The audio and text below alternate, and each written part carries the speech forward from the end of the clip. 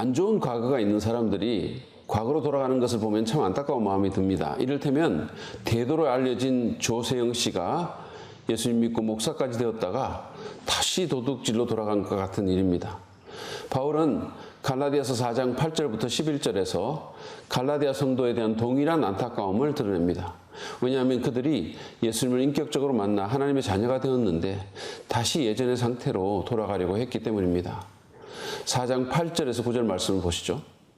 그런데 전에는 여러분이 하나님을 알지 못해서 본디 하나님이 아닌 것들에게 종노릇을 하였지만 지금은 여러분이 하나님을 알 뿐만 아니라 하나님께서 여러분을 알아주셨습니다. 그런데 어찌하여 그 무력하고 천하고 유치한 교훈으로 되돌아가서 또다시 그것들에게 종노릇 하려고 합니까? 바울은 그들을 이해할 수가 없었습니다. 그렇게 엄청난 은혜를 받아놓고 그래서 자유인이 되었고 존귀한 하나님의 자녀로 입양되어 하나님과 사랑을 주고받는 관계에 돌입해놓고는 이제 다시 과거로 돌아가 누군가의 종이 되려고 하다니 말입니다. 바울이 보기에 그들은 마치 하나님의 가족이 되기를 원치 않는 듯이 행동하고 있었습니다. 어떻게 알 수 있나고요? 10절을 보십시오. 여러분이 날과 달과 계절과 해를 지키고 있으니 그들은 다시 율법으로 돌아갔습니다. 종교적인 형식주의에 빠졌습니다. 하나님과의 영적 교제를 즐거워하고 자발적으로 예배를 드리기보다 규칙과 규정에 얽매여 공허한 의식만 지키고 있습니다. 기독교 신앙이 지루하고 판에 박힌 그런 일이 된 것입니다. 바울은 그런 그들을 바라보면서 슬프게 덧붙입니다. 11절 말씀이에요. 내가 여러분을 위하여 수고한 것이 헛될까 염려됩니다. 여러분, 바울의 안타까운 마음이 느껴지십니까? 이 본문의 내용을 바탕으로 어떻게 하면 과거로 돌아가지 않을 수 있는지 그 비결에 대해 간단히 나누기를 원합니다. 먼저 과거로 돌아가지 않으려면 내가 어떤 은혜를 받았는지 기억할 필요가 있습니다. 바울은 9절에서 갈라디아 성도들에게 여러분이 하나님을 알 뿐만 아니라 하나님께서 여러분을 알아주셨습니다 라고 말씀합니다. 지금 그들을 그들 되게 한 하나님의 은혜를 강조한 것입니다. 온 우주의 주권자이신 하나님께서 뭐가 부족하다고 자기 외아들인 예수 그리스도까지 희생해서 우리와 관계를 맺고 우리를 알아주셨습니까? 여러분, 우리는 그 은혜를 잊어서는 안 됩니다. 드라마 같은 데 보면 기억상실증 환자들이 많이 나옵니다. 근데 그런 환자들은 드라마뿐 아니라 교회 안에도 적지 않은 것 같아요. 하나님께서 예수 그리스도 안에서 내게 베푸신 그 큰 은혜를 잊어버리고 그로 인해서 내가 어떤 존재가 되었는지조차도 망각하는 것입니다. 존 뉴턴이라는 사람이 있었습니다. 그는 7살의 어머니를 잃고 11살이라는 어린 나이에 아버지와 함께 배를 타기 시작했습니다. 해군에서 탈영했다가 붙들려서 수치를 당하고 결국 서아프리카에 버림을 받았습니다. 거기서 노예 상인에게 팔려 어떤 백인 여자의 노예로 생활하다가 후일 아프리카 노예 무역이라는 말할 수 없이 잔악한 일에 관여하게 되었습니다. 그는 인간 죄와 타락의 가장 깊은 곳까지 내려갔습니다. 23살이던 1748년 3월 10일에 자신이 탄 배가 무시무시한 풍랑 속에서 가라앉아 버릴 위기에 처합니다. 그는 하나님께 자비를 베풀어 달라고 부르짖었고 하나님은 은혜를 베풀어 그를 살려주셨습니다. 그해 10월 그는 예수님의 복음을 들었고 그 복음을 믿음으로써 참으로 회심하였습니다. 그리고 나서 그는 전 세계에서 가장 유명한 찬송 Amazing Grace, 나 같은 죄인 살리신 주 은혜 고마워라는 찬송을 지었습니다. 그는 하나님이 어떻게 자기 같은 신성 모독자에게 은혜를 베푸셨는지 절대 잊지 않았습니다. 그는 그것을 부지런히 기억하려고 애썼습니다. 여러분, 그가 어떻게 했는지 아십니까? 그는 하나님의 은혜를 자신의 기억에 각인하기 위해 신명기 15장 15절의 말씀을 굵은 글씨로 써서 자신의 서재 벽난로 선반 위에 벽에 걸어 놓았습니다. 그 말씀은 너는 애굽 땅에서 종되었던 것과 내 하나님 여호와께서 너를 속량하셨음을 기억하라는 말씀입니다. 과거로 돌아가지 않기 위해서 내가 예수 안에서 어떤 은혜를 받았는지 반드시 기억하시기 바랍니다. 두 번째로, 과거로 돌아가지 않으려면 친밀함을 추구해야 합니다. 갈라디아 성도들은 하나님의 자녀로서 그분과의 친밀함을 추구하지 않았음이 틀림이 없습니다. 그들은 관계가 아니라 기독교라는 새로운 종교에 집착했습니다. 하나님과의 영적 교제를 즐거워하기보다 규칙과 규정에 얽매여 버린 것입니다. 그래서 그들은 다시 날과 달과 계절과 해를 지키는 그 과거로 돌아간 것입니다. 바울은 갈라디아 4장에서 우리가 하나님의 자녀임을 계속 강조했습니다.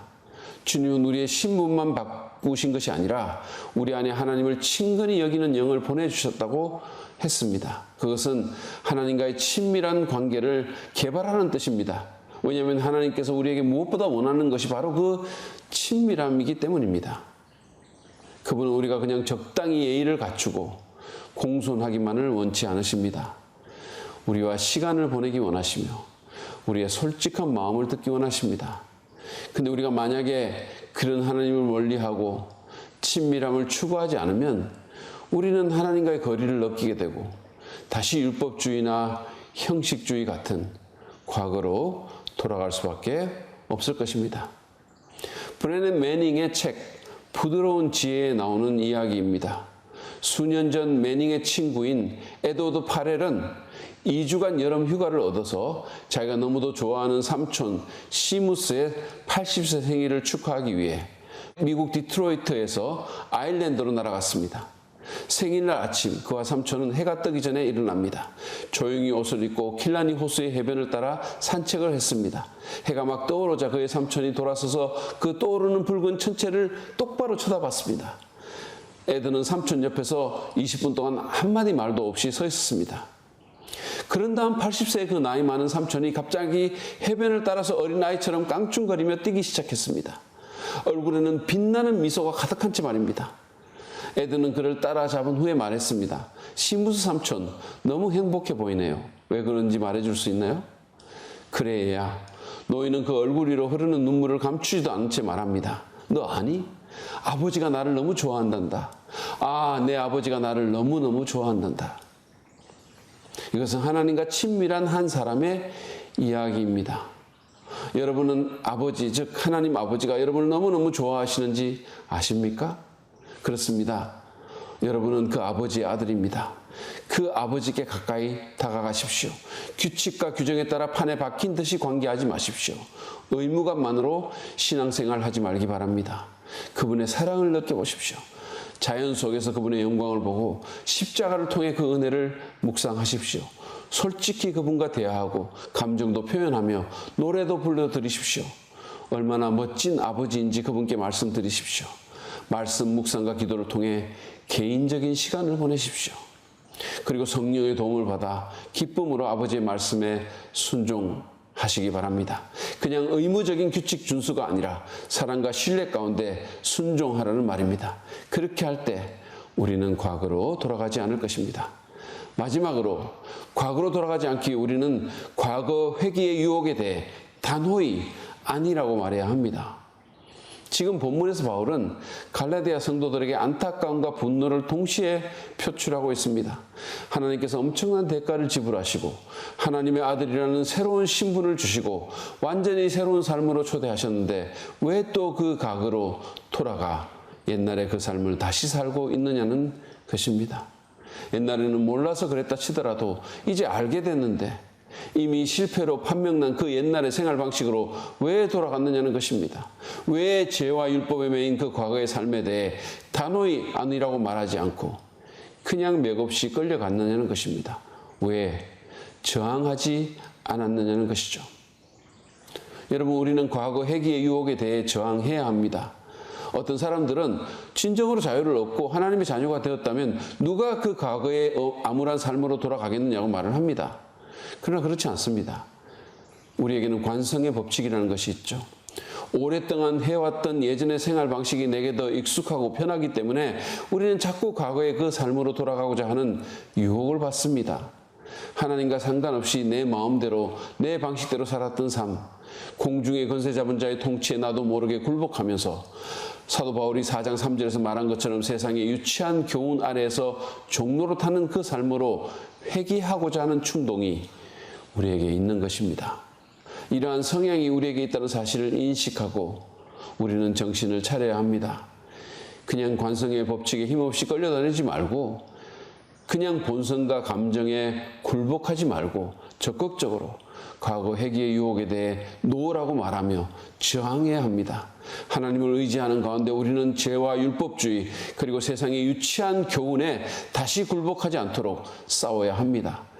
내 신분을 생각하고 하나님의 은혜를 기억하며 내 안에 있는 성령의 도움을 받으며 하나님의 말씀으로 투쟁해야 합니다. 그럴 때 우리는 과거로 돌아가지 않을 수 있을 것입니다. 오늘 우리는 죄와 율법주의 그리고 세상의 유치한 교훈의 종로로 타는 과거의 생활 방식으로 돌아가지 않기 위해서 어떻게 해야 할 것인지에 대해 갈라디아서 4장의 말씀을 기초로 생각해 보았습니다. 우리는 내가 어떤 은혜를 받았는지, 하나님께서 어떤 대가를 지불하고 나를 자유케 하셨고 내게 아들의 신분을 주셨는지를 기억해야 합니다. 우리는 또한 규칙과 규정에 의거한 신앙생활이 아니라 하나님과의 친밀함을 추구하는 삶을 살아야 합니다.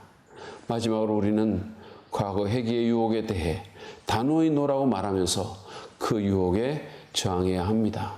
성령의 도우심과 하나님의 말씀으로 치열하게 싸워야 하는 것입니다. 그렇게 할 때 우리는 하나님의 은혜가 헛되지 않는 그런 삶을 살 수 있을 것입니다. 그렇게 할 때 우리는 과거로 돌아가는 것이 아니라 점점 더 성숙한 하나님의 자녀로 미래를 향해서 전진할 수 있을 것입니다. 그렇게 할 때 하나님과 또 우리를 위해 수고한 주님의 일꾼들에게 기쁨이 될 수 있을 것입니다. 그런 축복이 여러분 모두에게 있기를 간절히 바랍니다.